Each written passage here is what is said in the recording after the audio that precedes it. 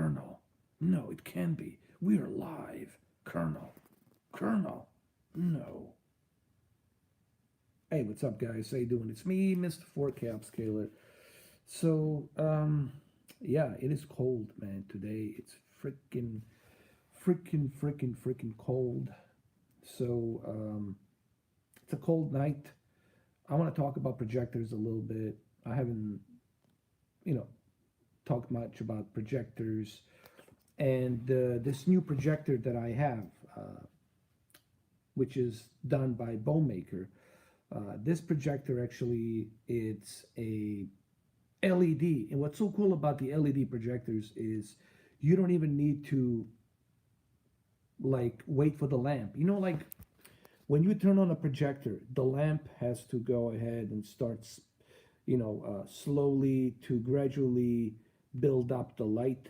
Like there's no build up on the light on a LED projector. You turn on the LED projector and it's just like turning on a television. It's just like that, like real fast, half a second. You turn on the projector and it's there. And let me tell you, LED projectors right now, in my opinion, are the best projectors. They're fast. They load up in half a second. You don't have to wait for anything. Yeah, 150 inch, man. Well, this thing right here, like, okay, this shelf, it's what? This is 150 inch. This shelf right here, it's 150 inch. So that should give you some idea how big 150 inch is.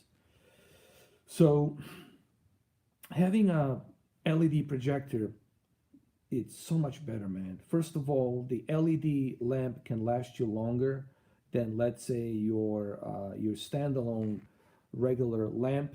Because when you use your original traditional lamp that they use on the 3LCD and DLP technology, you have to wait for that lamp, right? When you turn it on, you have to wait for the lamp to slowly, gradually get the lights, like the lights have to slowly emerge. You know how the lamp slowly, the light emerges. With the LED, it's just like this. It turns on. It's ridiculous. And I'm like, this is the way projectors should have been from the beginning, is the LED. Because LEDs can go really bright. What better peak brightness than the LED light, for crying out loud? I don't know why the companies didn't think of this before. LED projectors or laser. LED or laser. Forget about the traditional lamp that you gotta use. So for me personally, the LED projectors are the best right now. Let me tell you, man, it's like having a television, turning it on and off. And they don't consume too much power. They don't consume too much electricity. And they're very easy to use. And guess what? They don't get too hot. Those LED projectors, they don't get too hot. They're easy to cool off. That's another treat. That's another reason why you maybe want to think about getting a LED projector. So what's up, guys? How you doing? Gamer Boy. Good to see you, Gamer Boy. How you doing? Is it Gamer Boy? Hold on. Yeah. Last video, 150 inch. It's really amazing. Yeah, man. But you got to see it in person. Like seeing 150 inch in person, it's totally different than... like when you see something in person, it's better than you watching it through video. Like, okay, this shelf right here, this shelf, it's about what, 150. This is 150 inch right here, this shelf. Now imagine you watching something that's on the wall, 150 inch, on a big giant wall. It's almost like you are there in a movie theater.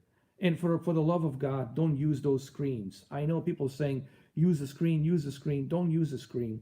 Just paint the wall. Paint the wall with a really good white paint, grade A coat, and you're going to be great. Like this kind of paint, like this, something like this kind of a paint, something like this. That's what you need. Something like that. Okay? Not exactly a projector question, but let me see. Pop, pop, pop, pop, pop.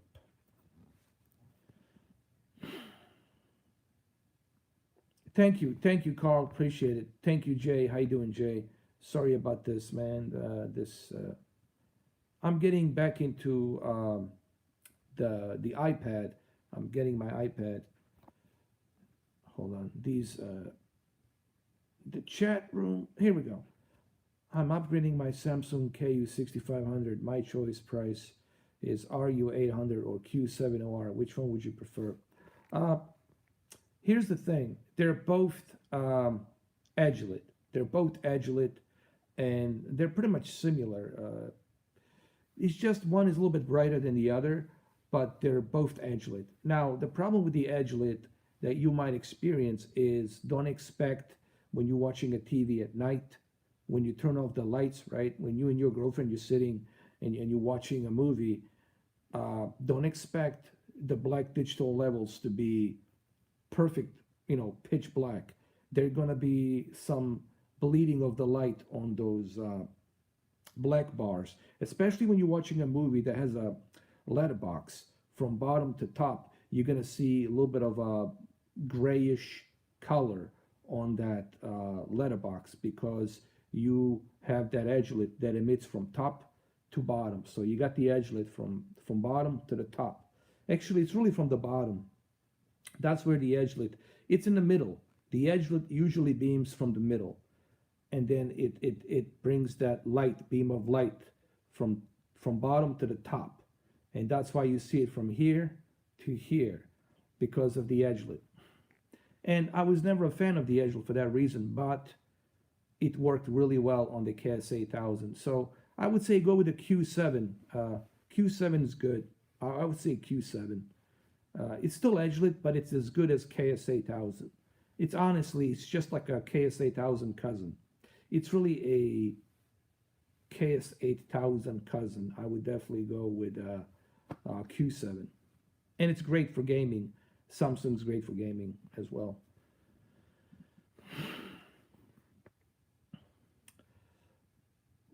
Q70R was a full array. I don't know. I mean, because oh, are you talking about a 2019 version? Are you talking about a 2019 version, or I thought you were talking about 2018 version?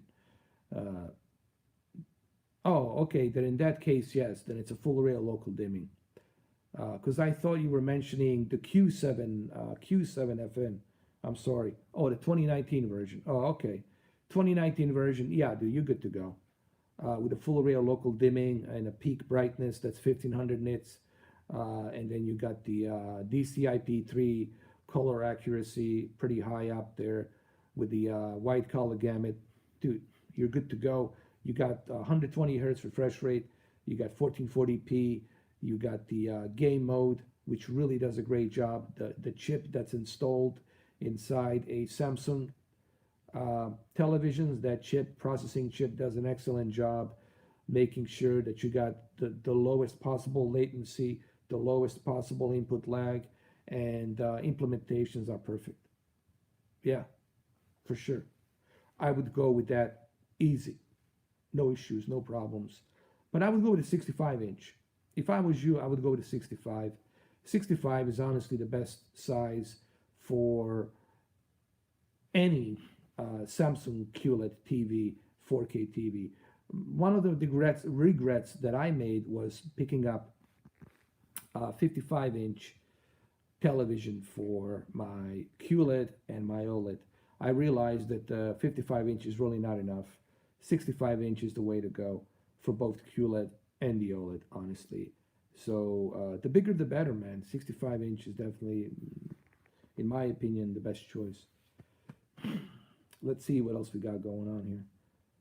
Live chat. Did you play NBA 2K17? Yes, Marco, I played all of the NBAs. I played 2K17, 2K16, 2K19, and 2K20.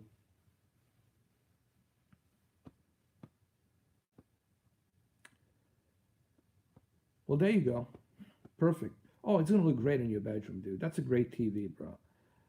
You're going to be blown away by the colors. The first thing that you will notice about QLED. Two things: peak brightness and vibrant colors. That's like the first thing that's going to hit you. Peak brightness and vivid colors.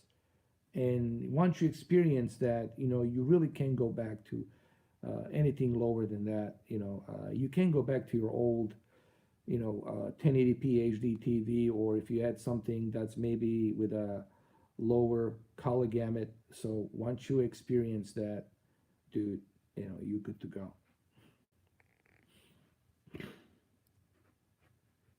All right, let's see. My chat room here is just, I am cold, man. It's 42 degrees. It's 42 degrees.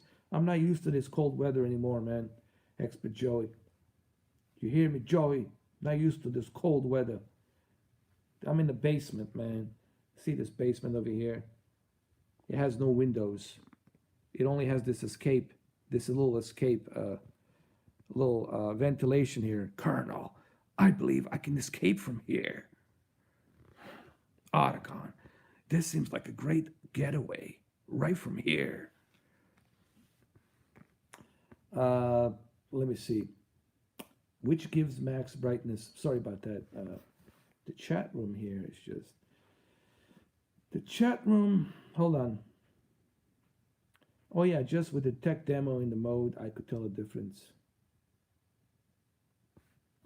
Depends on the model, gamer boy. Depends on the model, which model you go with. If you go with a Z9D, oh yeah. If you go with a Z9D, oh shit.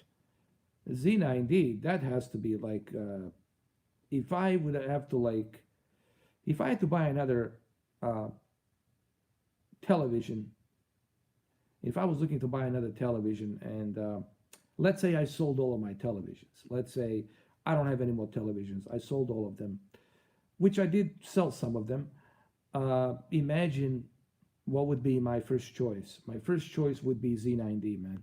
Like a 75-inch Z9D. Holy shit, man. 75-inch Z9D. It's still great. That TV is so fucking good, man. Sorry for the F-bomb. Once in a while, the F slides through. Are you going to play on the Xbox Series X, the flight simulator? Yes, Stadia. What did you notice? Hold on. Expert Joy says, I noticed 70. I noticed something on the 70 projector. Yeah, what did you notice, Joy? On their website it says in the specs 840 times 480 native. It's actually 720p.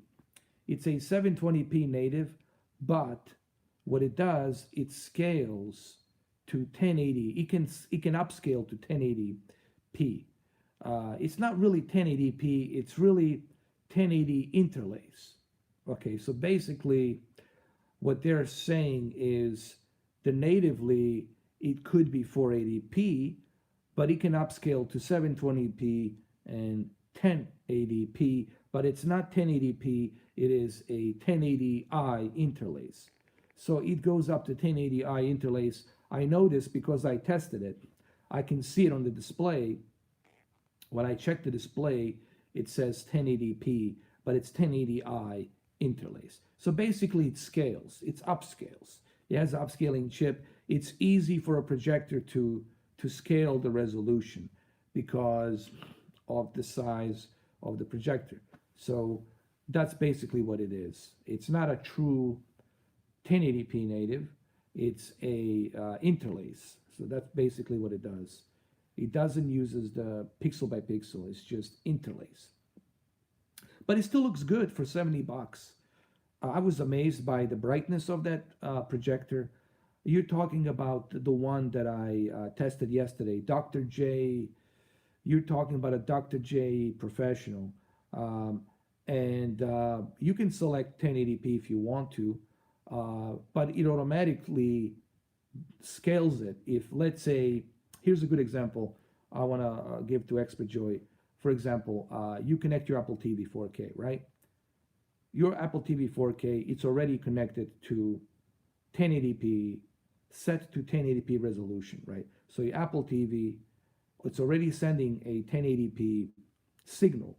So what this Dr. J professional projector is doing. It's scaling that resolution from what original it can do from 480p. It's scaling that resolution to fit 1080 interlace. It's not 1080p, it's 1080 interlace. So it's not really hitting a 1080p, it's hitting a 1080 interlace. How do I know that it's only doing a 1080i interlace? Because of HDMI 1.4 and because the fact that it's not a native 1080p, it's not even native 720p, and I can see a little bit of pixelations. You know, when you get a little bit close to the projector, to the screen, you can see a little bit of a pixelations on the words and on the letters. So I know that it's doing interlace, but still good. Listen, for 70 bucks, like you put it right here on the wall, that thing's gonna look good, man. For 70 bucks, you can get it maybe cheaper for 69 bucks. You can take it with you, put it in a bag, and you got yourself 1080 interlace. I would say 120 inch. Listen, guys, I made a mistake yesterday. I bumped up to 150 inch. Using a 1080i interlace on 150 inch, it's not so good because, you know, you filling in a tiny little bit of pixels, not even pixels, interlace into a big giant canvas. So the best thing to do is just go shrink it down to like 100 inch. 1080i interlace with 100 inch, it's more than enough.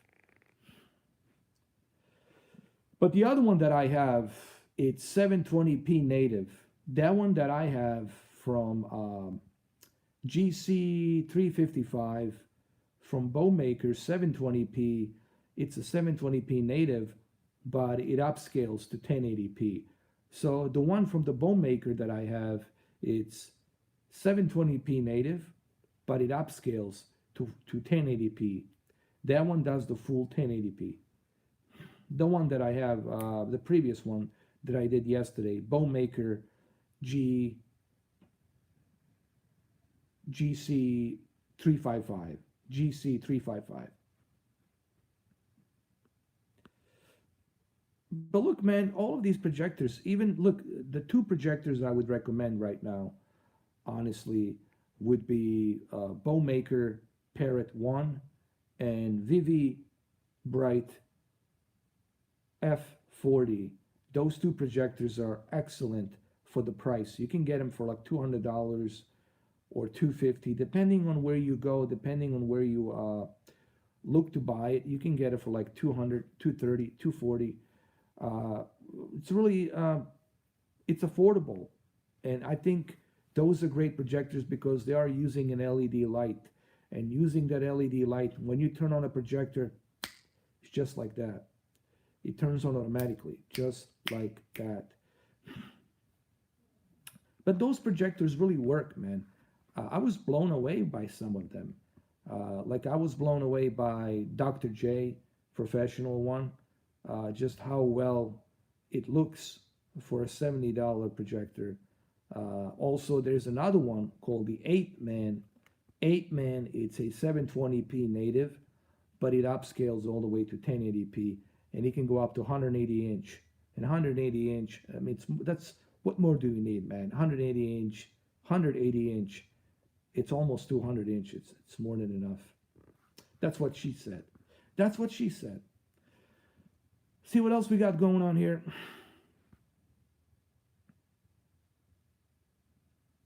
Yeah.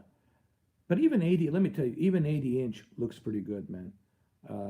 You know, even on a 100 inch, the projectors, let me tell you, the 55, even 65 inch television will never give you what the projector is going to give you. Projectors really give you that true cinema feel, that silver screen, you know, that silver screen cinema feel that you get from a projector. And what's so cool about these projectors is they are portable. You can take them with you, and you can go whatever it is that you go. You can play your stuff from your cell phone. You can play video games. You can connect your Fire Stick, Apple TV, Android TV, Android devices, Roku, whatever it is that you have, USB hard drive with bunch of movies in there, and you can just kick back, relax, and enjoy. If you have a wall space like this, like an empty space, then you're good to go. You don't have to worry about it. Like you are like pretty much good to go. The LED projector I'm focusing on is ViewSonic is good too. ViewSonic it's really really good, but that's in a ballpark of $1,000. I believe the one you're looking for it's like $1,400 or $1,300. It might be you might be able to buy it for $1,200 somewhere out there on the market, but that's a good projector. There's a guy on YouTube, he reviewed it. There's two guys on the YouTube who do projectors. That projector is pretty darn good. The ViewSonic one, it's excellent for gaming, and it's really good. However, it is $1,000. You paying over $1,000 for that projector. And you're using a traditional lamp. You're not using a LED lamp.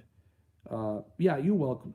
You're welcome, Caesar. It's a great it's a great projector, but it is a bit it's a bit expensive. You know, it's over $1,000, but you get what you pay for. You know, that's the old saying.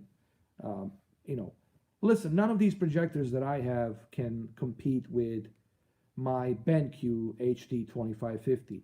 My BenQ HD 2550, you know, it's just it trumps all those others projectors that I have because of that Rec 709 color wheel and the pixel shifter that's built inside BenQ. BenQ, listen, BenQ is great. People ask me, you know, what do you think about the BenQ? Dude, I love BenQ. I have BenQ, but the problem is with the BenQ is they are expensive, and also changing a lamp on the BenQ, it's very expensive. Okay, on a high-end BenQ, changing a lamp, it's very expensive because you're not using an LED lamp, you're using the traditional lamp, and those traditional lamps, you know, they're expensive, they get much hotter, and this is why you got constant shutdown on your projector. People ask me, why is it that my BenQ projector, after 3 or 4 to 5 hours of use, automatically shuts down?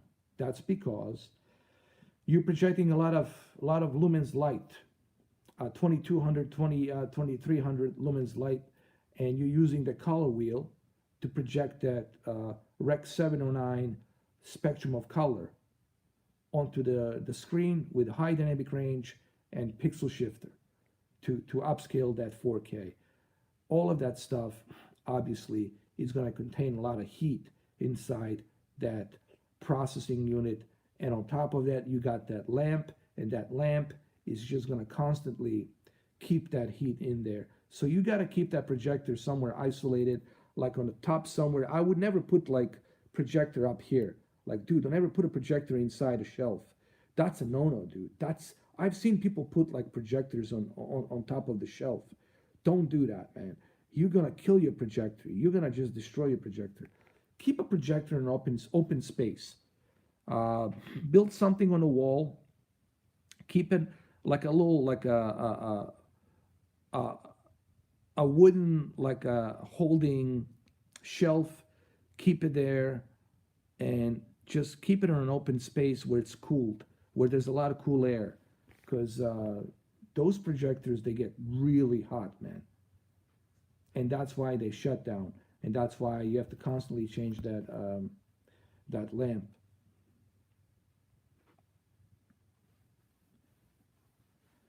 Thank you, Stadia USA. Thank you, Game Boy. Projectors are awesome, but Xbox One, hold on, let me see. Those chat things go really fast. Projectors are awesome. Xbox One X test was why I'm buying a projector. Yeah, man, listen, when I was playing a Call of Duty Modern Warfare, I was blown away just how fast the Modern Warfare was running.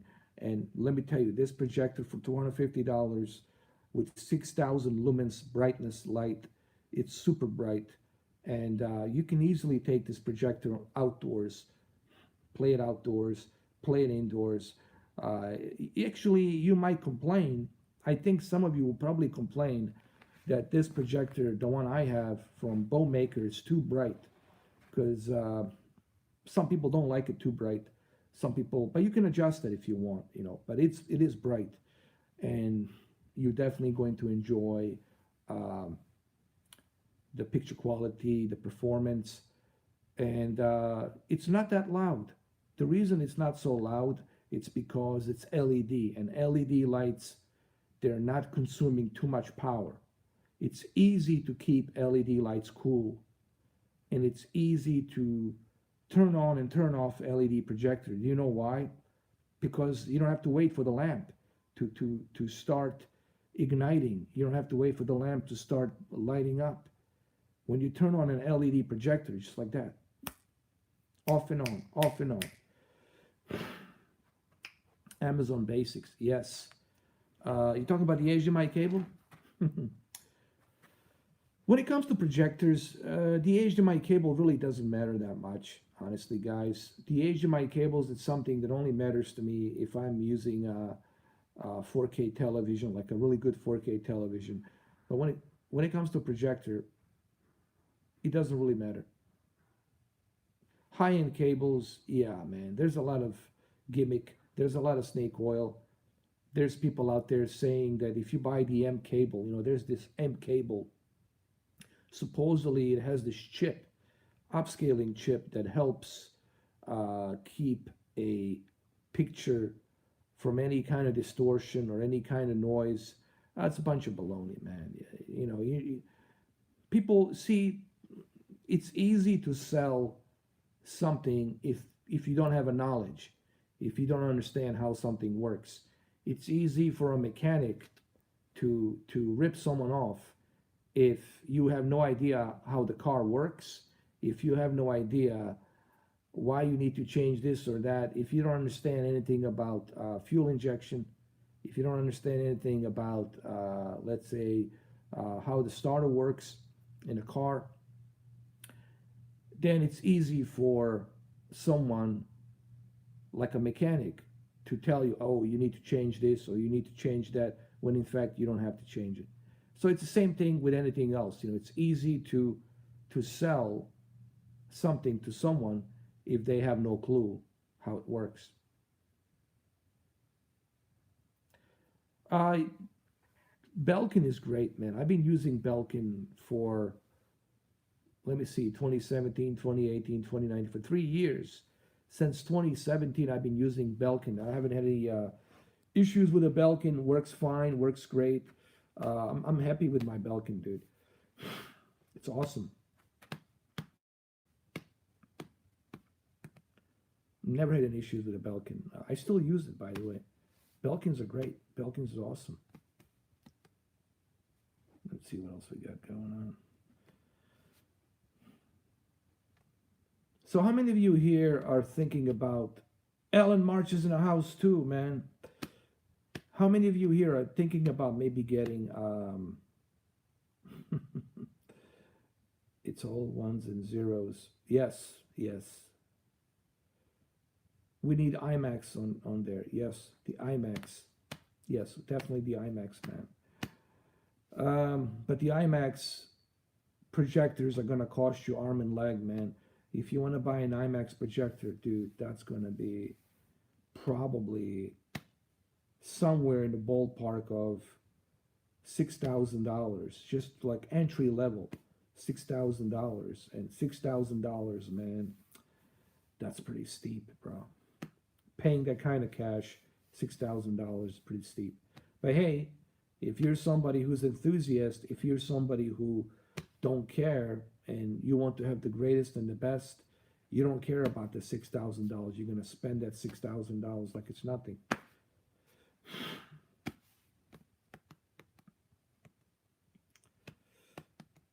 Yeah, but listen, the IMAX Enhanced, it's just started, so they don't really have much IMAX Enhanced content available at the moment. There's only like 3 movies, 3 documentaries that they have available. The movies are not released yet. Spider-Man has been released on IMAX. Venom hasn't been released yet on IMAX Enhanced, and so it's still early for IMAX Enhanced.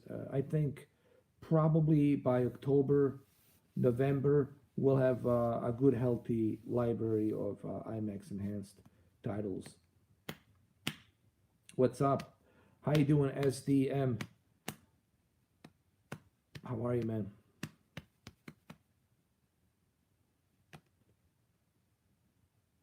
So how many of you are considering maybe buying a projector? Are you guys thinking about maybe getting one? Or maybe in the future? Or maybe just something in your basement? You want to put a projector in your basement or something? You know, I think projector has its benefits. There's nothing like watching a movie on a big screen. You, Stadia, you say definitely should get it, man. It's hard to explain through camera. You know, when I do those videos, it's difficult to explain the feeling of a sheer size of something. Okay, like see the shelf, I already told you. This is 150-inch right here, right behind me. Now imagine in person you watching 150-inch like that, a big giant screen, and seeing that big giant screen and seeing your favorite movies, Star Wars, Indiana Jones, or what have you out there, playing your favorite video games. Everything, it's more like immersive. Watching your TV shows feels more immersive. It feels like you're in a movie theater. It's really the big silver screen. It's something to me that will never change. You know, I don't care how eye candy, how beautiful that TV is. Nothing will ever change a silver screen, big cinema, huge screen experience. Nothing will change that, especially if you got good speakers, like a really good speakers or a good sound bar. Nothing's going to change that experience, man. To me, that's like the best movie. That's how the movies should be experienced. The movies are not meant to be experienced on your tablet, on your phone. I've seen people watch movies on the phone. I was like, Jesus Christ. You know, on your tablet, you're supposed to see the way the movie was intended, the way filmmaker has intended it. I have Venkyo. Eddie Ramirez, I did it yesterday. I did an unboxing on Venkyo. I wasn't really satisfied with Venkyo because it was really dimmed. And I know that the LED can go much brighter than that. I mean, it's really low. That Venkyo, it's very dimmed. I mean, what the hell? I mean, I couldn't believe it. I said, really? Even in a pitch black room, that Venkyo, even in a pitch black room, that Venkyo was very dimmed. I mean, you can still see, but I was like, dude, this is so dimmed. Even in a pitch black room, it's dimmed. And there's nothing you can do about it. It's like a fixed lumens brightness. It's probably somewhere around 500 to 600. I would say 600 lumens light brightness. And it's really not that good, bro. Like, it's really not good. But I can still watch it. You know, I can still watch it. Maybe if you go to sleep or something. To me, the Venkyo, it's like if you want to go to sleep and you leave it on or something. I don't know. Just disappointing. I was just disappointed by Venkyo. I was shocked and surprised by Dr. J Professional. Dr. J Professional projector for $70 really blew me away on how bright it is and how sharp it is, considering that it's natively 480p, but it upscales to 1080i interlace, meaning it's going to upscale regardless to 1080i. And I was surprised how it looks. Watching the end game, watching the Avatar, and even watching Captain Marvel looked pretty good. So that was a Dr. J professional. Dr. J professional. Now I do have one more that I need to unbox tomorrow. It's called the Ape Man. Ape Man. I heard a lot of good things about the Ape Man, and I want to do unboxing on the Ape Man. And also, I got a bunch of tests on these projectors I need to do. I just need to find time, probably this Friday, Saturday, Sunday. I'll do a bunch of tests on it. I also want to bring you guys Vivi Bright F40.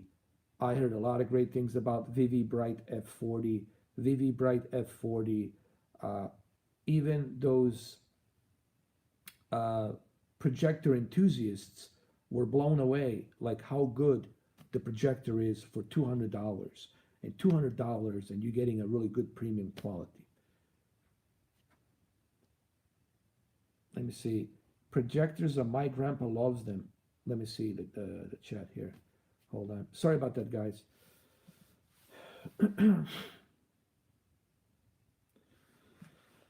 Yeah, I thought about that. Maybe doing that in the backyard. It's a good idea, actually. I might do that for sure.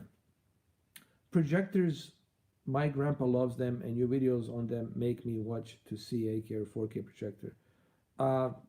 You know what? If you save money, Stadia USA, and if you invest on like a really good projector, I'm telling you, man, nothing will change that. There's something about silver screen. It's like Steven Spielberg said, and he's right. Steven Spielberg's right. There's something about a big, giant silver screen experience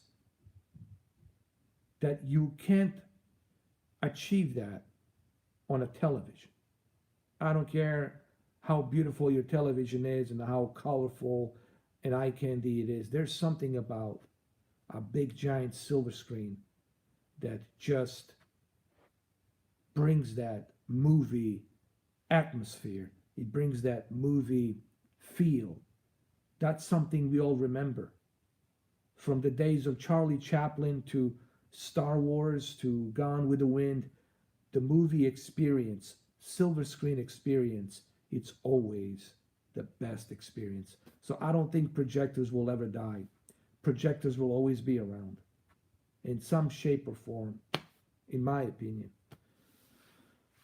And then watching a movie on a phone, oh my God, with those black bars, with a white screen, why would you do that to yourself? Why would you watch a movie on a phone? God, I would never do that to myself. I can watch a YouTube video or a podcast or something like that, or a documentary I can watch on a phone, but watching a movie on a phone, I mean, come on, you know. Get yourself a projector so you can watch that movie from the phone on a 150-inch projector, and then you can enjoy it, you know. And, you know, a lot of places you'll find a bunch of empty walls where you can project something, so, you know. But don't use the white cloth. Guys, it's a bunch of bullshit. Using the white cloth, it's horseshit. It's a waste of money. All you need is a wall. A good, great paint wall like this. That's what you need, man. And your picture quality will be great on your projector. But don't waste money on the stupid white cloth. I did a video yesterday where I was showing people with the NBA 2K20 why you shouldn't use the white cloth. Why the white cloth is just terrible. It decreases the picture quality. It doesn't help the picture quality. Let me see. We got some more questions here. Yeah.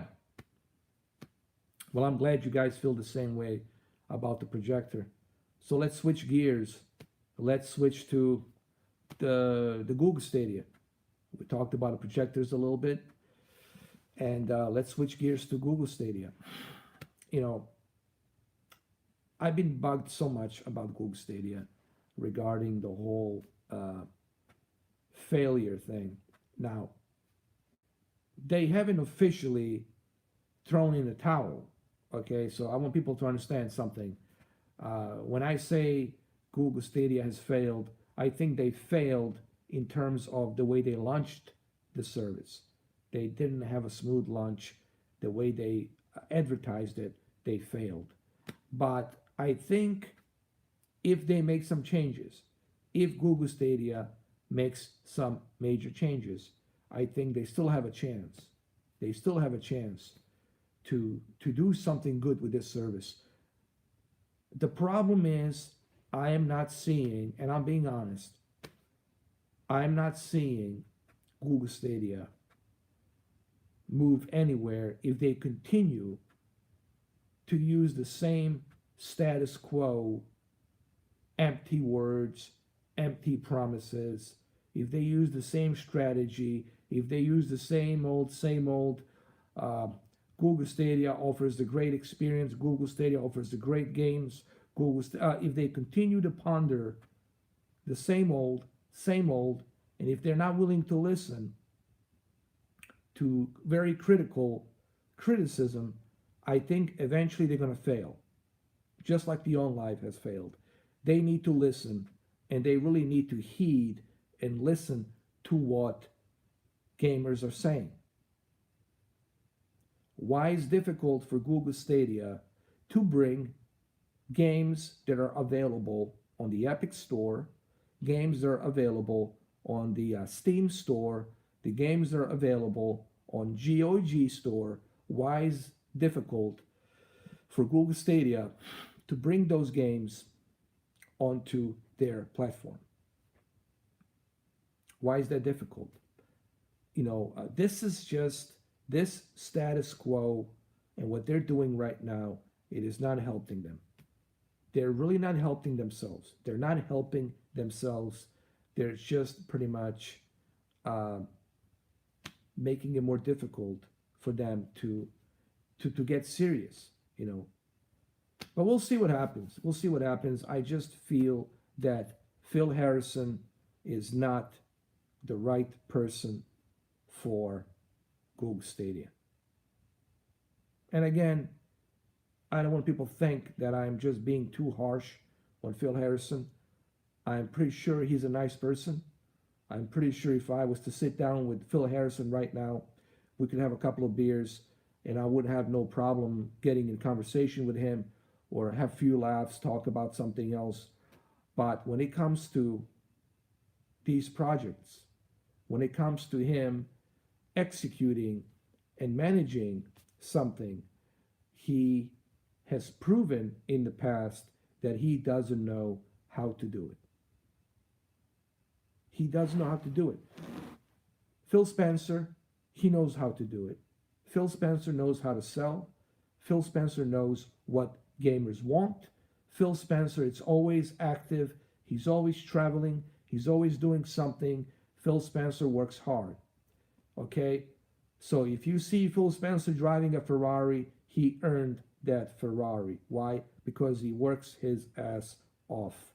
He works hard. So yes, he earned to buy that Ferrari in Seattle. Okay? But Phil Harrison, he wants to tell you, this is the only way. This is the best way. This is the way you should play. I don't want to hear the criticism. Don't criticize me. This is the best way. This is the only way. Okay, well, that's why you're going to fail.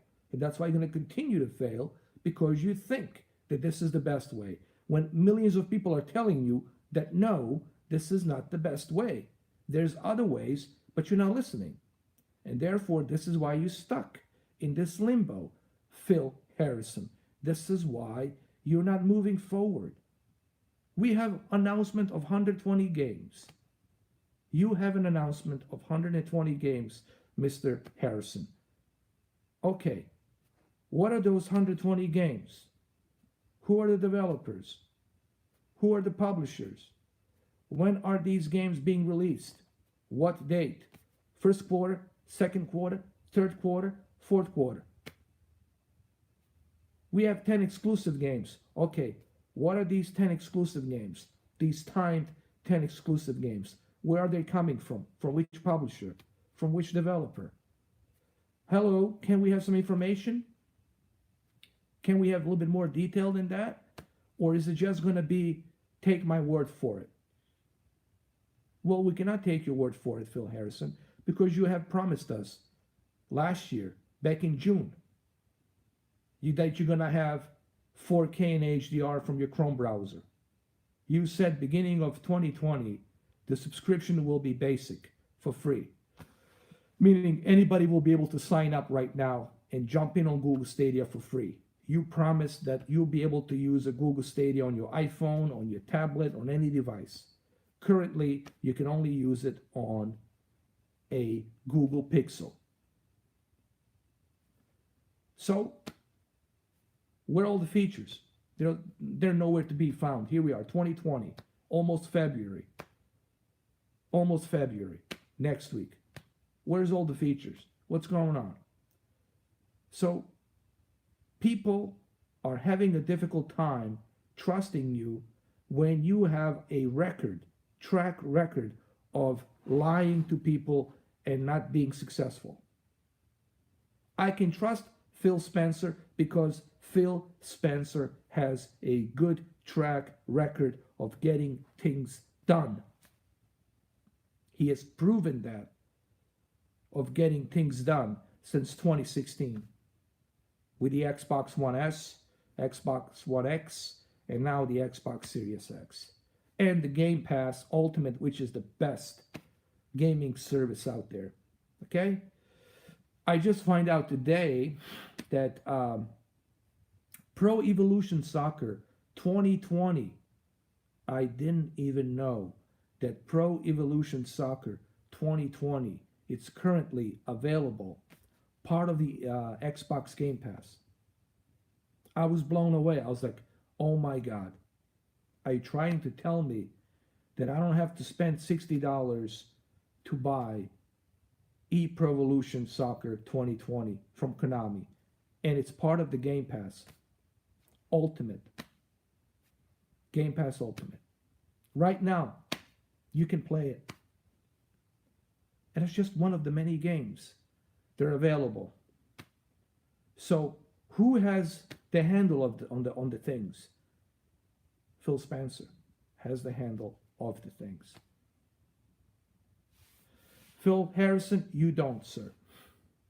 You are just a failure across the board. Failure across the board. And I hate to say it, but I don't know how else to say it. Failure across the board, sir. You couldn't get nothing done. All these years. PlayStation 3, $600. It's definitely worth it. You need to pay $600. Because I tell you that PlayStation 3, $600 is the best option. Okay. So I guess you think it's going to be successful. Guess what? PlayStation 3 Fat wasn't really that successful. Xbox 360 was killing it. Xbox 360 was killing PlayStation 3 Fat. When you left, Phil Harrison, then they finally did a revision of PlayStation 3 where they made a PlayStation 3 Slim. And they cut the price on the PlayStation 3 Slim. And then, with PlayStation 3 Slim, it took over. It took off. People didn't like the touch-sensitive buttons. They didn't like that. They didn't like the size of the console. They enjoyed the slim console, the PlayStation 3 Slim. So, everything that you do, it turns into a failure in some ways. That's just me, guys. I don't know. What do you think? Am I being maybe too critical? Am I being maybe too harsh? Or am I just telling the truth?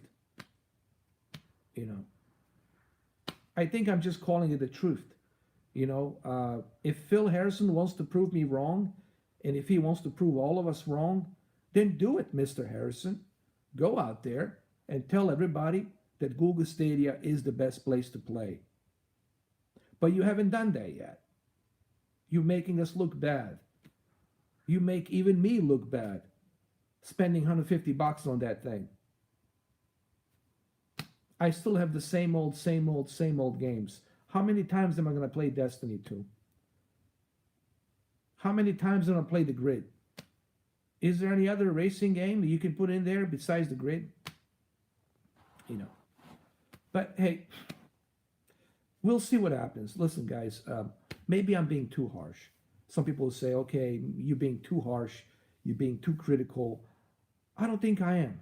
I think I'm just calling it truth. I'm calling it the truth. This is a truth. This is the fact. These are the facts.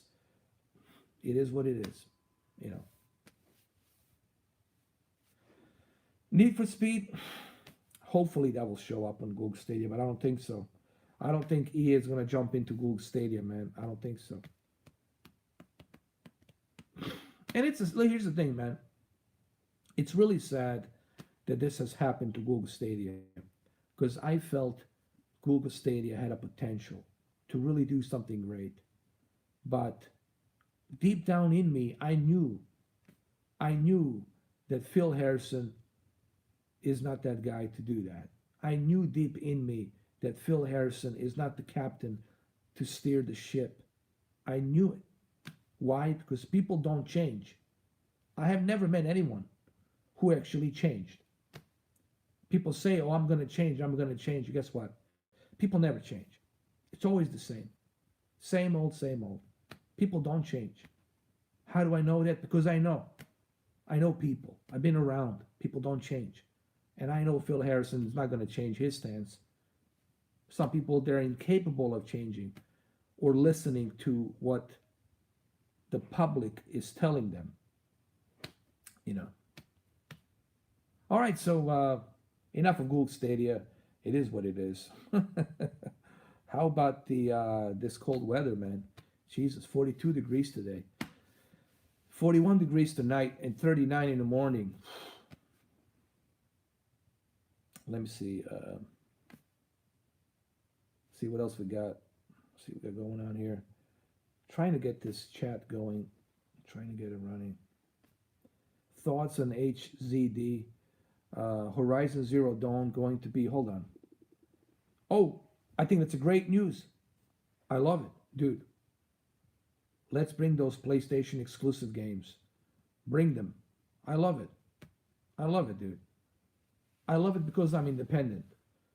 I love it because I'm not a fanboy. And I love the ability to experience God of War and Horizon Zero Dawn on PC. Whenever God of War comes out on PC. Okay? I love the idea of experiencing PlayStation exclusives on a PC. I love that idea. I love it. You know. What 8K TV should I get? Stadia USA says. I think, in my honest opinion, you should wait till the summer. June, around summer, June, maybe July. Wait till summer, till TCL starts releasing their own 8K televisions. Look how scary that guy is, man, right there. That's an alien right behind me, dude. Look at that guy. Look at that guy. Look at that. Look at that guy. I read that book, by the way. It's all psychology. Anyway, wait till July. July this year. Buy yourself TCL 8K television. 70 to 75 inch 8K television. Why TCL? Because TCL, believe it or not, it's going to be the most affordable 8K television. Now, when I say affordable, I do mean like affordable, like $2,500. For $2,500, you'll be able to buy a 70-inch 8K television. That's what I have heard from like really good, reliable sources. And if TCL can do something like that this summer, because TCL is a sponsor for Summer Olympics this year. You guys know there's Summer Olympics coming this year, this summer. So Summer Olympics 2020, the TCL, it's the biggest sponsor, and TCL is going to broadcast all of the Summer Olympics games in 8K, native 8K. I'm not kidding. Summer Olympics in native 8K. So if you truly want to experience 8K natively, TCL is going to be doing that. TCL is going to be broadcasting in 8K. So they are going to celebrate the Summer Olympics with the release of their affordable TCL 8K television. So I would wait till July. I think it's July or June. June, July. I think June. Mid June, somewhere around there. Mid June, Summer Olympics. I think June, July, around there somewhere. For more information, go to TCL. It's a Chinese company based in China, but their market, it's North America, okay? TCL is a Chinese company. They built their own panels, their own everything, okay? They use their own resources. Even their NBP photon technology, it's done by them, which creates the wide color gamut on their televisions.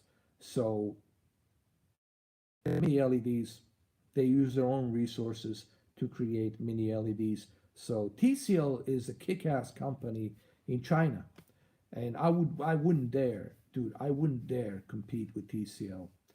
That's a big competitor right there. So TCL, man, all the way. TCL 8K. Go look it up.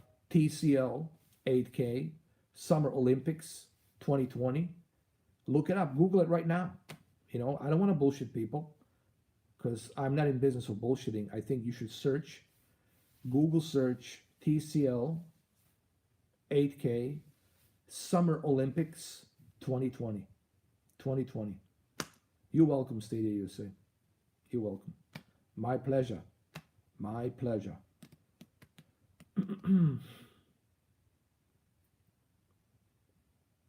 Let's see what else you guys have. What are the questions we have over here? You guys have some good questions.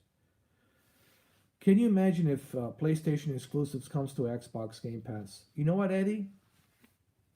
10 years from now, anything is possible. Listen, guys, we're moving into a transition of... Here's what I'm trying to say.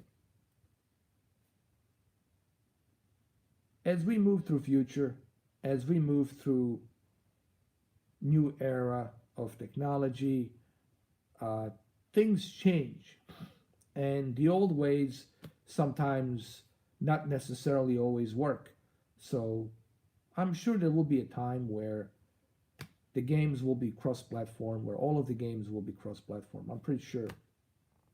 Cross-platform will only benefit the gamers, honestly. And cross-platform, it's really the best way to truly enjoy games. It's cross-platform, you know. Phil Spencer talked about it openly. He says, I would love to be able to play all the games with just one console. I would love to be able to play all the games with just one PC. Think about that. I build one PC and I can play everything. How cool is that? I don't want to be limited. And cross-platforms will totally stop fanboyism. There won't be any more fanboys. Once you have a cross-platform, guess what? No more fanboys. Fanboys are gone. Bye-bye, fanboys. Cross-platform. So I would love to see that happen. The reason you have fanboys, it's exactly because you don't have a cross-platform. That's why there's so many fanboys. I want to defend my plastic, my brand. Woo-hoo. Let's see what else we got going on here. Plan on getting a Doom Eternal on Stadia. Actually, I'm interested in trying out Doom Eternal on Google Stadia because I really want to see how well a game like that it's going to run on Google Stadia. You know, I'm really curious to see how well it's going to run, and I'm pretty sure it's going to run great. You see, I don't have to worry about that stuff. I know that Doom Eternal will run really great on Google Stadia, and I know that you can use mouse and keyboard on Doom Eternal on Google Stadia. I know that Doom Eternal is going to run great on Google Stadia because I know that technology works. I know that what they have built on Google data centers works. You know, so yes, I definitely will try it out. My only negative right now about Google Stadia, as I said, is the games. Where are the games? That's what I'm concerned about. I'm not concerned about, I'm past that, guys. It's been 2 months now. I know Google Stadia can output 4K and HDR. I've seen it. I've tested it. I know they can do it. Okay? I know they can output a really high bit rate even through a browser. I've showed it to you through my NBA 2K20 videos. I'm not worried about the technical aspects of Google Stadia. I know it works. I'm already past that. I'm worried about the games. Where are the games? That's what I'm worried about. That's my concern. So yeah, I'm definitely going to test Doom Eternal when it comes down on Google Stadia for sure. 100%. I'm going to test it because I want to see how well it works. 100%. I'm going to test it. Let me see what else you guys have.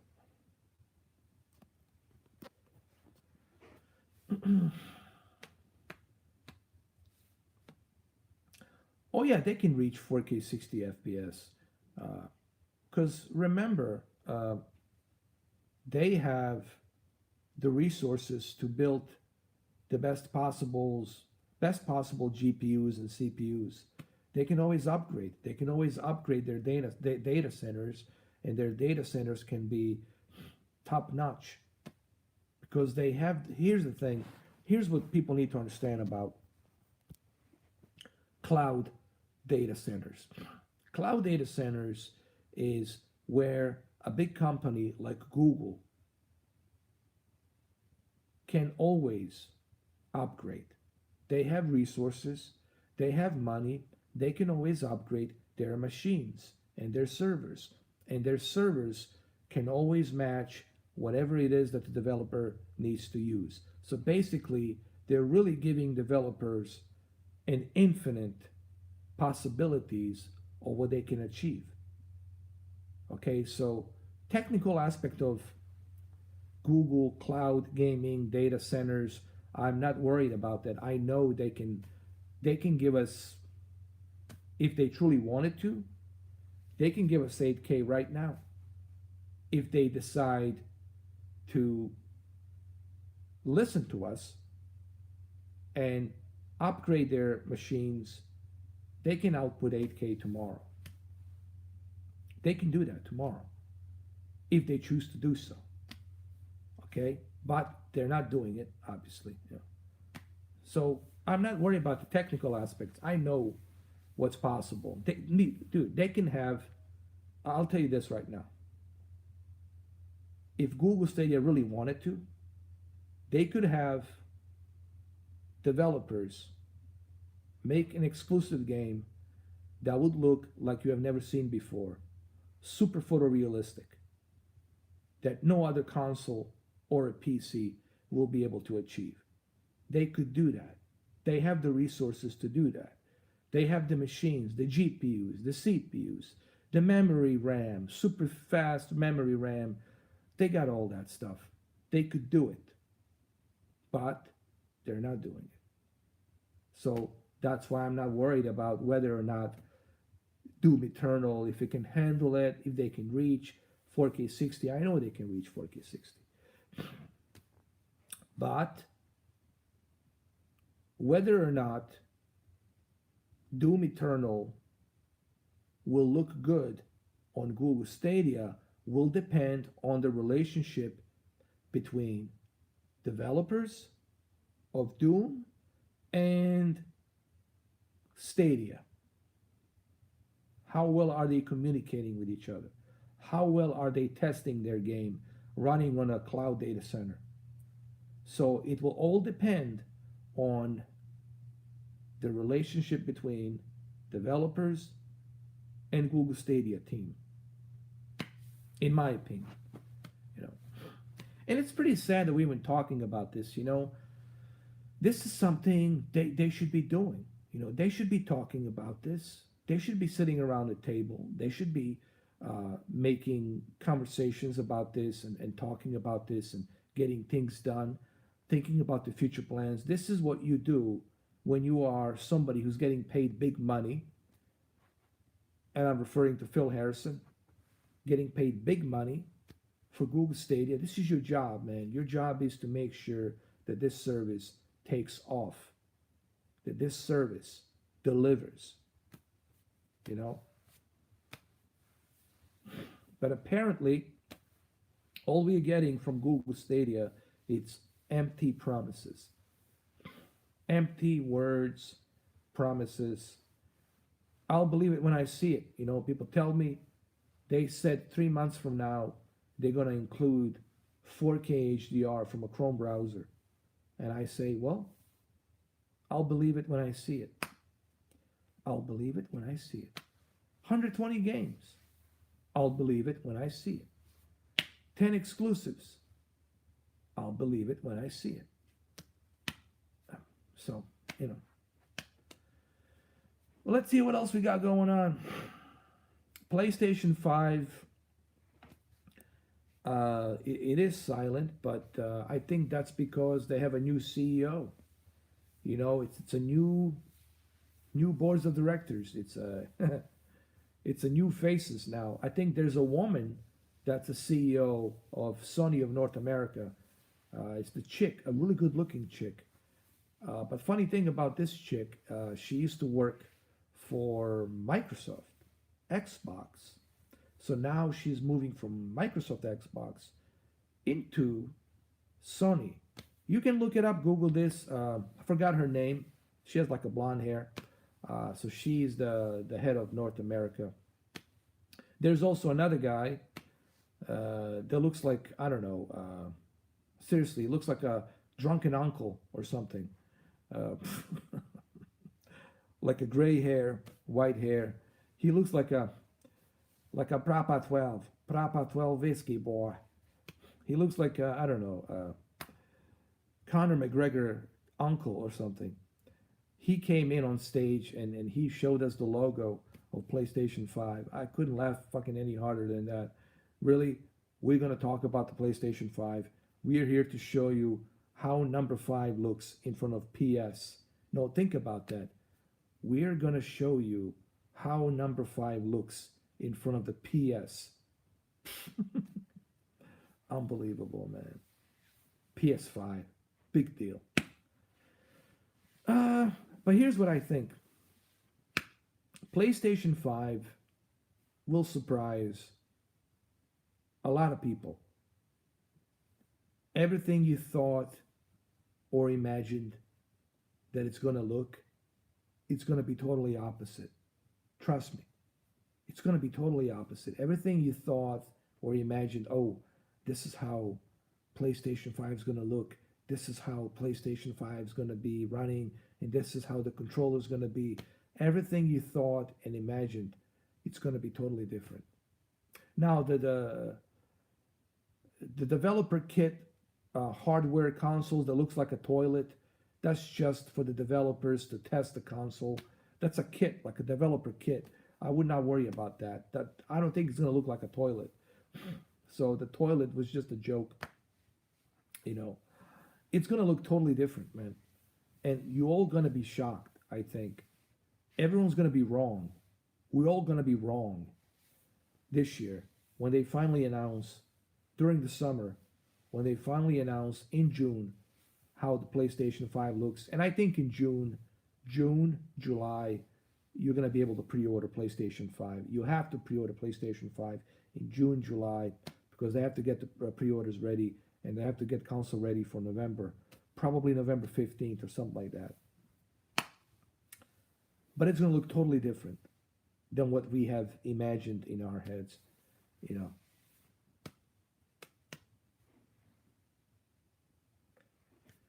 And I think that's why it's so much secrecy, because they really want to make a announcement to be special.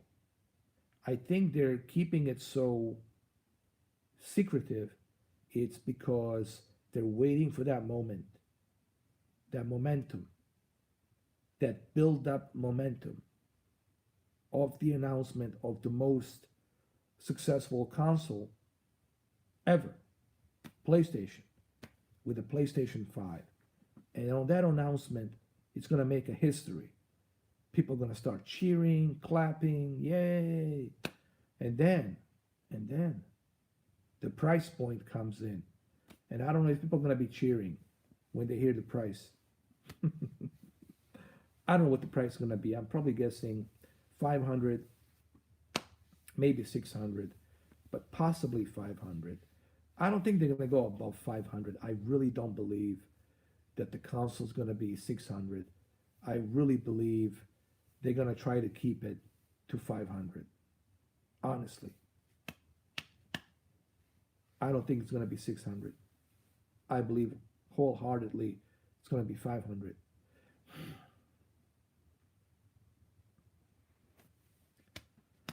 Conor versus Jorge Masvidal or Khabib. They all have interesting names. Jorge Masvidal and the Khabib and the Ferguson and this guy, the Cowboy. When it comes to UFC, there's some interesting names, man. You know, pronouncing the names when it comes to UFC, man, it's just like, oh God. And I think they should all have nicknames. You know, like Cyborg, and they should all put their nicknames. You know, Conor McGregor should call himself Proper 12. When he walks in the stage, should be Proper 12. That boy coming up Proper 12. To shut your mouth, boy. That Proper 12. Proper 12.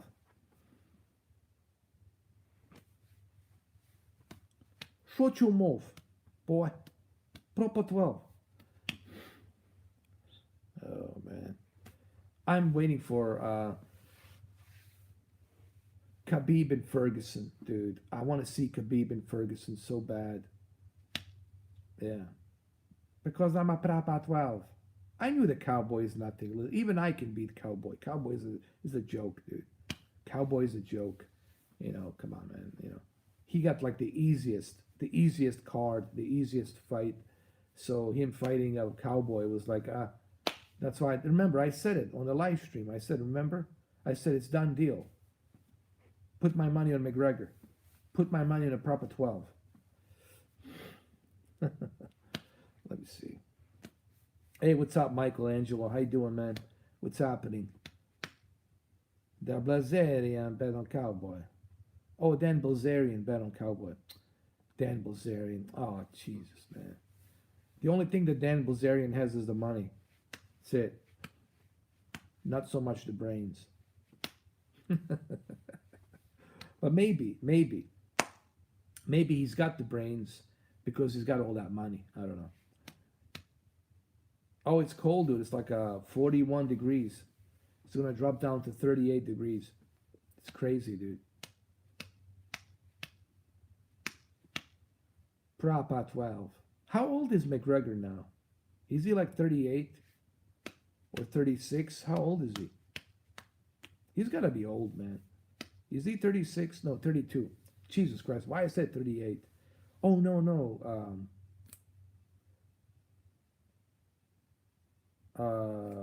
Stipe Miocic. Miocic is how old is Miocic, right? He's 30, right? 30 something. Stipe Miocic. Is he 35? Stipe is 37. Oh, Cowboy was 37.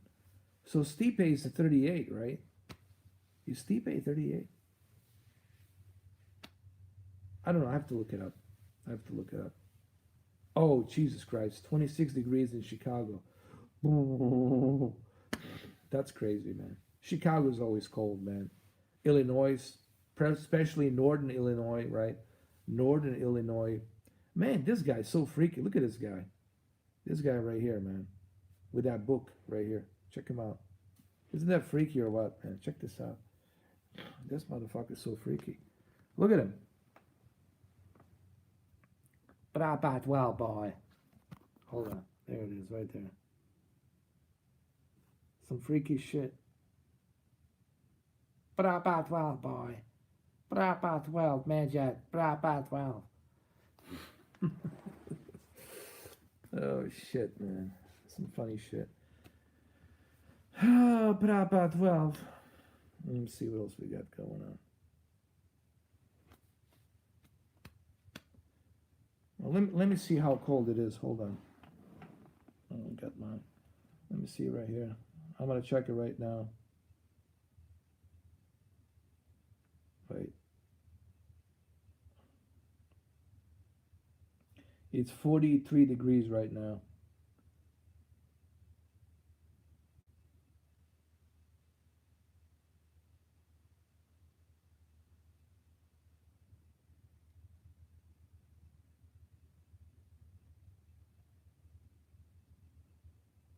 And it's gonna be 39 in the morning. That's crazy, dude. You know what? Something interesting. There's this guy. There's this guy. I watched this video last year. Um, he claimed he's from future, from 3150. He said he came from 3150, and he made a bunch of predictions for the future. And he said that in 2020, January, 2020 January, it's going to be a giant like Arctic blast of cold winter, cold, like few days will be like so cold that some parts of Northeast will be frozen. He said this will happen sometime in January of 2020. So I don't know. It's some guy from the future. I was watching it on Apex TV, and he said that the Trump will be reelected, that impeachment stuff's not going to work. He also said that in 2028, that the existence of extraterrestrials finally will be acknowledged, and they will be presented to the public. They will be introduced to the public. It's almost like a welcoming ceremony. He says that will happen in 2028. We're gonna coexist together with them. And he made a bunch of predictions, like a lot of fucking crazy predictions he made in the future. Anyway, it was on Apex TV. I forgot the name of the bloke, of the guy, but he was predicting it. Now, it could be all bullshit. Probably is bullshit, but, you know, probably is bullshit. Okay, but you never know, right? I know they're fake. I know they're fake, but, you know, I find them entertaining sometimes. What movie was it we nuked the moon and destroyed it, and it's crashing toward Earth? That's a good one, though. What movie was that? Trying to remember. Oh, Deep Impact? Was that a Deep Impact? With what's her face? What's her name? What's the name of the actress that was in a Deep Impact? What's her name? Can't remember. I hope maybe it was a Deep Impact, or no, it's not a Deep Impact. That was an asteroid. Can't remember that movie.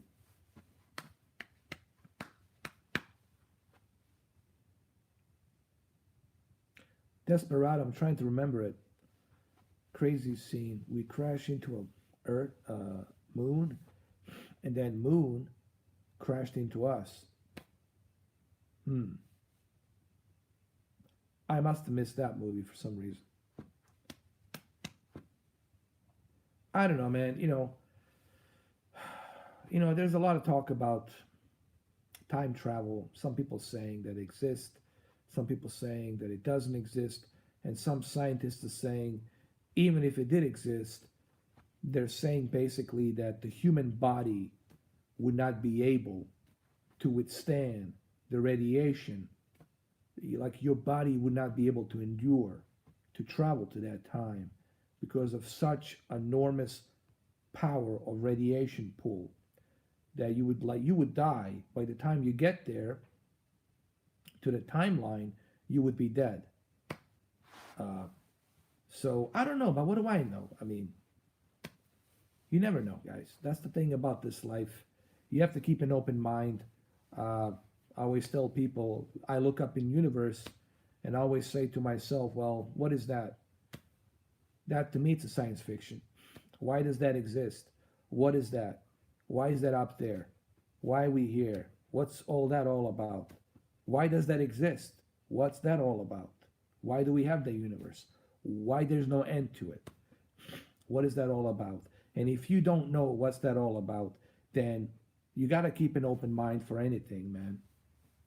You know, I'm not saying that I'm right or wrong. I'm simply saying we can't say for certain that we know everything. We know certain basics. We know certain basics, okay? But other than that, past that, I don't think we know. Past that, honestly. How can we know? Yeah, time travel videos. It was funny. Whenever there's a guy doing a time travel video, usually they have uh, they do it like this. They go like this. They go like this. I'm from the time travel. I have traveled from the year 3700. I'm here to warn you that in 3700 there will be a huge cataclysm of all kinds of natural disasters. It's all gonna be ugly. It's all gonna be ugly. Now, let me show you my cell phone. I recorded some CGI footage from the future. Here, look at the cell phone. The Time Machine. Yes, that was H.G. Wells, right? Time Machine. Or was it H.G. Wells? Was it H.G. Wells? Time Machine? Guy Ritchie, 2002. Guy Ritchie, though, he's good. Uh,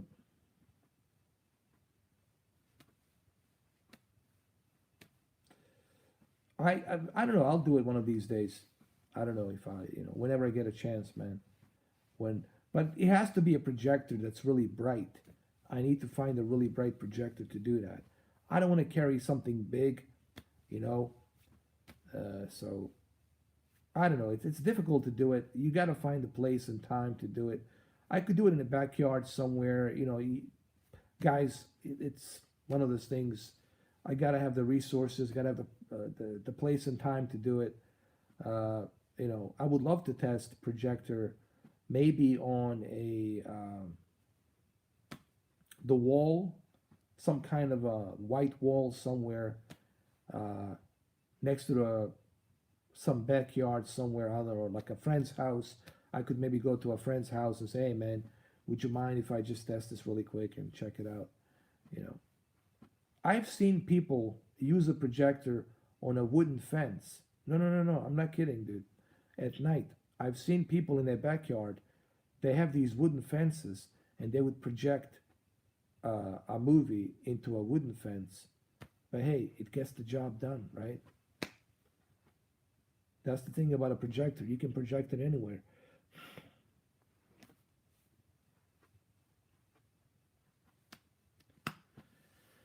But let's be honest, projectors are really meant for indoors. They're really meant for indoors. Yes, you can use them outdoors. They do have them. They have the short throw, high peak, lumens, short throw. And I think short throw is the best way to go with the public viewing outside, is to have a nice cloth or a screen, one of those projector screens. You pull down the projector screen, you pull it down, and then you use a projector like a short throw from LG. Short throw projector is the best way to do it, with let's say 3800 lumens, some ridiculous amount of lumens, and just project it there. All right, so it's been an interesting live stream vlog so far. If you guys have some few more questions, I'll be more than happy to answer. It's almost midnight, right? Almost midnight. Is it midnight or is it already midnight? Jesus. Let me see what else going on. 12:30. Oh, we're already in 20. 22. January 22nd. Ooh, we're in January 22nd already. Yes. So maybe a few more questions I can answer here. Videos tomorrow. Well, tomorrow I'll be very busy, guys. Tomorrow, throughout the day, I got a bunch of stuff I got to do. But tomorrow night, I have to do unboxing of the Ape Man. The Ape Man. The Ape Man. The Ape Man is the projector that I think might be the one that Sasquatches uses. Like the Ape Man is the Sasquatch projector. And I'm going to do unboxing of a Sasquatch projector. That's not how the Sasquatch sounds. That's not how the Sasquatch sounds like this.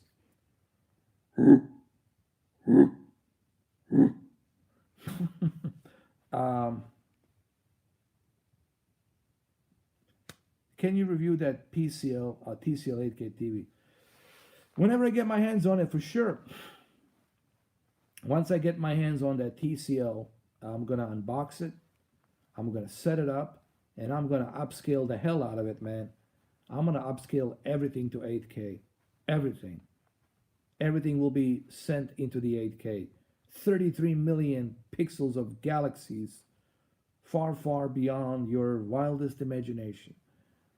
Where no 480p, 720p, 1080p, or even 2160p has gone before. 33 million galaxies. I'm going to have to change it to 8K. 8K scaler. 8K upscaler. Mr. 8K. It almost sounds like a tax return or some shit. It almost sounds like a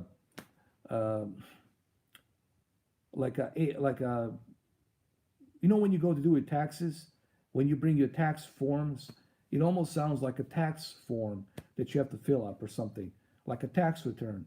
8K, Mr. 8K tax return or some shit. What was the question? I'm sorry, I didn't see it. I apologize. My apologies. Are you a fan of ultra short throw projectors?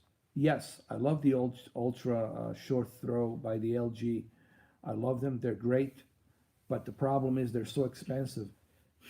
You know, they're so goddamn expensive. Couldn't you guys make it a little bit cheaper? Why you gotta make it so damn expensive? But that's why they're expensive, because you can put them right in front of the wall and you can achieve 200, 300 inches. But I also heard one downside to ultra short throw is you lose a little bit of detail because they have to, you know, because they're using the short throw instead of the original long distance throw. But yeah, I'm a fan of those. I love it, man. I love those as well. It's just they're expensive. The Android projectors caught my eye a while back. You know, this channel is going to turn into a projector channel pretty soon. Maybe I should open a second channel. Just call it Projector channel. Projector Scaler. Mr. Projector Scaler. Okay, I'm going to copyright that. Mr. Projector Scaler channel. There we go. Mr. Projector Scaler. Oh my God. You know, this is all my fault. I started this so damn thing. This whole upscaler thing. Now, it's so funny. People tell me. It's so weird. It's so weird. Some people have told me, whenever someone says 4K or upscaling, they think of me. That's weird. I find it so weird. Whenever somebody mentions 4K, they think of me. Whenever someone mentions upscaling something or upscaled abilities, they think of me. That's weird, dude. But I'm honored, you know. 1080 peep scaler. There you go. It's damn cold everywhere, man. There is a Switch projector. I sent you the link, man. Oh, I'll definitely check it out when I get a chance. Are you subscribed to Spare Change? I'm not sure. Honestly, I haven't checked. I mean, I'm subscribed to a bunch of people, dude. I don't even know how many people I'm subscribed to. Uh, I mean, I did comment to a couple of his videos when what's his name, him and the other guy used to do. It was him and Techno Dad and the other guy. You already know. I mean, I forgot his name. You already know. You already know. Uh, Joe boy, what's his name? Jesus, I forgot his name. You know what I'm talking about. Anyway, you already know. And I know he's gonna kill me, dude. How could you forget me? You already know. So I do watch them from time to time. I do go to their channels. But the thing is, I'm so busy, guys, that I really don't have time to be watching other people's channels. I mean, I'll go in there, leave a comment, show my support, give a thumbs up, just to show my support. But I really don't have time to be like, to be checking. The movie is Armageddon. Oh yeah, the Armageddon. That's the what's his name? Bruce Willis. Bruce Willis and the Batman. What's his name? Affleck. Affleck. Affleck. And Mr. Affleck. Bruce Willis saves the day, and Affleck saves the day. Speaking of Bruce Willis, what happened? No, that was not Guy Ritchie. That was Guy Pearce. Guy Pearce, the Australian actor, Guy Pearce. He was in Prometheus. He was in he was in Count of Monte Cristo. He was in a bunch of movies. He was in Memento. He was in that, dude. He was in L.A. Confidential. Guy Pearce from Australia. From Australia. A lot of cool. Listen, Australia's got some badass, kick-ass actors, man. Look at the actors that Australia has and actresses that Australia has. Look at this. Mel Gibson, fucking kick-ass, badass actor. You got Mel Gibson. You got Hugh Jackman. You got Guy Pearce. You got Russell Crowe. The list goes on and on and on, man. Fucking A, man. Australia rocks. Nicolas Cage. There was another movie by Nicolas Cage. Nicolas Cage has just gone straight to DVD. Like, I see Nicolas Cage everywhere, dude. I've seen him like in a bunch of movies. The movies I never heard, like, like I saw him play an admiral, and dude, the movie was like hilarious. It's like a Commodore 64 CGI graphics of the airplanes flying around. It was ridiculous. And Bruce Willis is joining the Nicolas Cage in the same boat, because Bruce Willis is doing these movies straight to DVD, straight to Netflix. Bruce Willis and Nicolas Cage need to do a movie together, man. Yeah. Yeah, it's kind of sad. It's kind of bullshit because, dude, Bruce Willis is a goddamn legend. Die Hard, yippee-ki-yay, motherfucker. I mean, Jesus Christ, what more do you want? 12 Monkeys, I mean, the movies he has done, I mean, come on. Nicolas Cage, done a bunch of movies. Tons of movies Nicolas Cage has done. The one I remember from Nicolas Cage is 8mm, and I also remember Con Air, Face Off, and one of my favorites from Nicolas Cage. Let me tell you, I'm going to tell you right now, guys, watch this movie tonight. Buy it, rent it tonight. One of the best Nicolas Cage movies. Now, he's not a main actor there. He's just a supporting actor. But one of the best performances of Nicolas Cage is in the movie called Kiss of Death. Let me tell you, he just fucking killed it in that movie. If you've never seen Kiss of Death, go watch Kiss of Death. Fucking Nicolas Cage fucking killed it in that movie. Oh, you gotta watch that shit, man. I'm telling you. Kiss of Death. Love that fucking movie. Great movie. Watch it. Go Google it. Watch it. Don't even watch the trailer. Just go buy it, watch it. It's a fucking great movie. Great movie.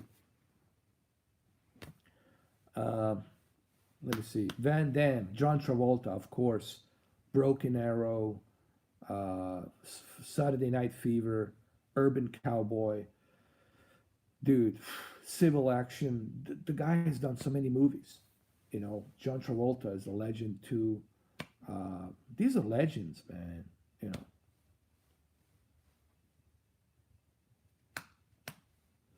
Those are great. Those are legends. Today we got soy milk soft ass actors, you know. Soy milk soft ass actors, they have to be politically correct. They have to satisfy a certain audience. I'm tired of soy soft milk actors. I miss the 90s, bro. I miss the 80s. The kick-ass Nick Nolte type of actors. I think as close to Nick Nolte that we're gonna get, it's what's the name of the actor? The guy who played Thanos. Jesus Christ. He played Goonies and Thanos, and he was an American gangster in No Country for Old Men. Jesus Christ. Sicario. Help me out here. Josh Brolin.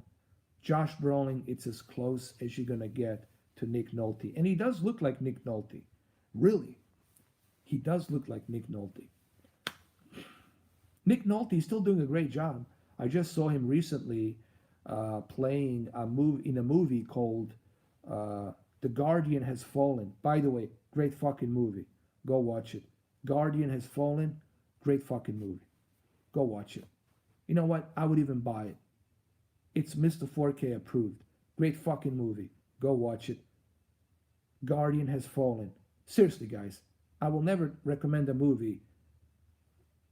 If it sucks, I will not recommend it. If it's good, I'm recommending it. Guardian Has Fallen. Go watch the fucking movie. It's great. They Live, yeah. They Live was awesome. I haven't seen the new Rambo movie yet. I gotta watch it. When I'm planning on watching a Rambo movie on my projector, I need to connect my Apple TV.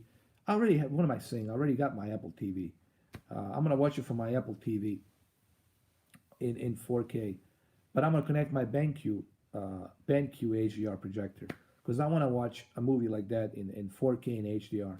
I've seen a Terminator 2, but I definitely want to see Rambo on my Apple TV 4K through my BenQ HD 2550 projector. Why? Because, you know, it's HDR, it's 4K, so I want to enjoy the movie like that in the best possible experience. You know what I mean? Girls Gone Wild. Oh, that was so stupid, man.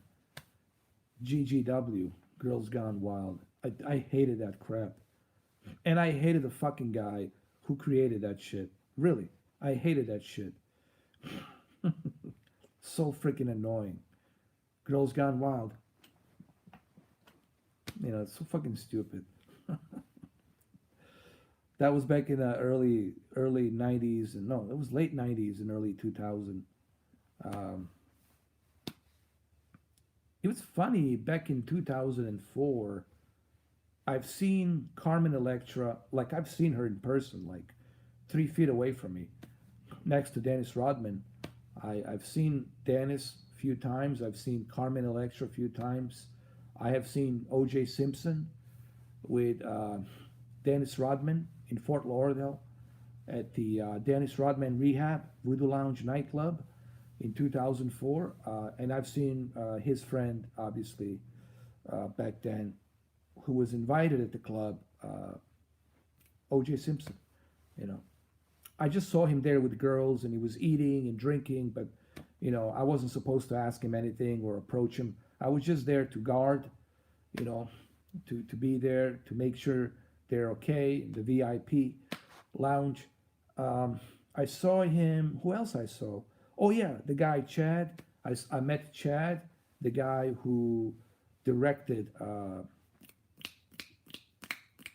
John Wick, John Wick 1, 2, and 3.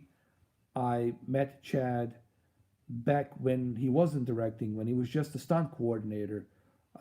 Someone told me, hey, the guy that's sitting in the VIP, the guy to whom you are actually watching over, is Chad. This guy, Chad, he worked on The Matrix with Keanu Reeves and Lawrence Fishburne. So this guy is like very important guest of the VIP. We got to make him happy, blah, blah, blah, blah. Make sure he's happy, get the hostess around him, he gets the drinks and whatnot. So my battery's running low. I'm gonna have to shut this down pretty soon. So I met a bunch of celebrities, dude, in the past. Steven Bauer, I met Steven Bauer a couple of times at Miami International Airport. Steven Bauer is the guy who played cousin or friend opposite of Al Pacino in Scarface. So Steven Bauer, I met Steven Bauer, and I think that's about it. That's is about and many that I've met. You know. Oh yeah, I did see Henry Cavill with his dog running, with his dog. It was a few years back at the Bayfront Park area, downtown Miami, next to the American Airlines Arena. There's a Bayfront Park, downtown Miami, and right next to the Bayfront Park, I saw him running with his dog. But I didn't want to bother the fucking guy. You know, hey, Henry. I heard some guy saying, hey, Superman, Superman, save me, Superman. Like people being jerks, you know, like leave the fucking guy alone. Superman, save me, Superman. Like let him fucking run, dude. You know, why do you have to be a jerk? That was like a few years back at the Bayfront Park, which is right next to American Airlines Arena. I saw him jogging. Yeah, this is some fucking jerks. Like, hey, Superman, save me, Superman. It's fucking stupid, man. People are jerks. You know, just let him be. He probably fucking hates playing a Superman now. Now they're gonna call him Geralt of Rivia. Geralt of Rivia. I have witches in my house, and they turn into bitches. All the witches have turned into bitches. Henry Cavill's cool. He's a cool guy. All right, guys. So that's it. I gotta go. My batteries are low. I like doing these things, man. It's a lot of fun chilling out with you guys, shooting the shit, talking about stuff. Maybe next time we'll do it somewhere else. We'll go somewhere else. Maybe we can go to Bayfront Park next time. We should do it we should go to Bayfront Park, Miami, go in there, and maybe we'll bump into celebrities. Maybe we'll bump into somebody. Maybe we'll bump into Will Smith, and maybe Will Smith will take this tablet and smash it for me. Say, don't point that shit at me, motherfucker, and that's it. Anyway, there you have it, guys. I'll see you tomorrow with the unboxing of the Ape Man. The Ape Man. The Ape Man is the portable projector that maybe Sasquatches will be using. You never know. You never know. All right, guys. I'm out of here. I'll see you guys tomorrow. Cheers. Stay warm. Don't freeze. Peace. Freeze! Otacon. Unfreeze. Unfreeze Otacon. Okay, how do I turn this thing off? Otacon. How do I turn this off? What do I do here? Oh, press this button over here. Proper 12, boy. Just hit the proper 12. Here. All right, proper 12, guys. Out of here. Proper 12 whiskey.